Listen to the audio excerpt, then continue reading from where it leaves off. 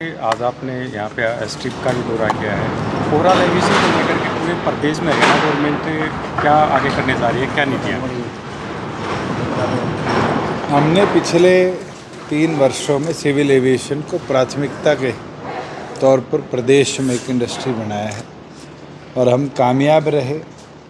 हमारे यहाँ पर लगभग 350 प्राइवेट और सरकारी FTOs के अंदर आज बच्चे प्रशिक्षण एक समय पर ले रहे हैं, जिसमें लगभग 120 के आसपास FSTC द्वारा और बच्चे हिका द्वारा करनाल, पिंजौर, भिवानी और महेंद्रगढ़ की जो नारनौल की बाछौद की एयर स्ट्रिप है उस पर काम कर रहे हैं।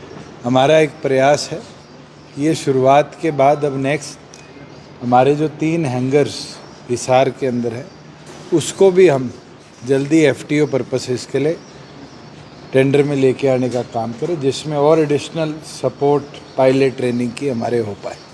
इसके साथ साथ आपने देखा होगा यहाँ रनवे एक्सपेंशन भी हुई है, जो टैक्सी ट्रैक बनना था वो भी है, यहाँ पर बच्चों के लिए फैसिलिटेशन भी अब बनी है और आज ये डिसीजन भी लिया कि अगले 15 दिन में जो टर्मिनल यहाँ बनना है, ATC टावर बनना है, फायर स्टेशन बनना है, उसकी फाइलें भी अप्रूव कराकर उसको भी हम टेंडर प्रोसेस पे लेके जाएं कि अगले 1 से 1.5 साल में हमारे यहाँ पर ये सारी सुविधाएं अवेलेबल हो।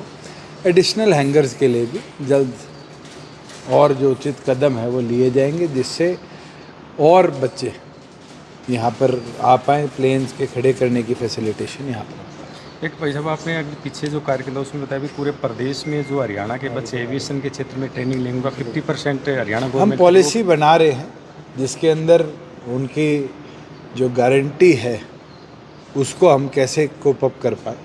अलग अलग योजनाएं आज के दिन स्टेट द्वारा बनाई गई है। कई स्पॉन्सरशिप योजना के तहत पैसा दिया जाता है, वैसे ही मेडिकल एजुकेशन में बॉन्ड पॉलिसी के लिए बॉन्ड्स के माध्यम से पैसा दिया जाता है। तो एविएशन जो कंपनीज़ हैं उनसे भी हमारी चर्चा हुई है और स्टेट लेवल पर भी 2 राउंड चर्चा के इस पर हो गए।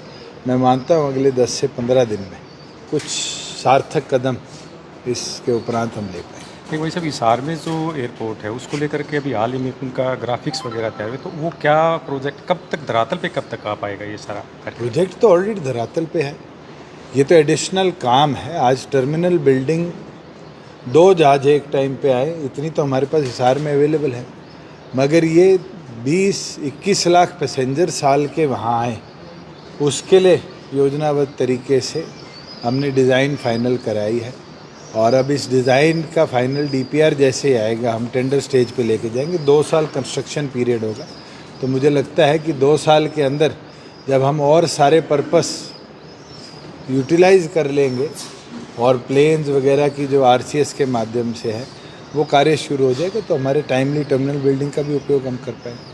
वही सब थोड़ा इससे अलग सवाल है। 2016 में जो है 2000 के नोट को इंट्रोड्यूस किया गया था, 2023 में वापस ले लिया।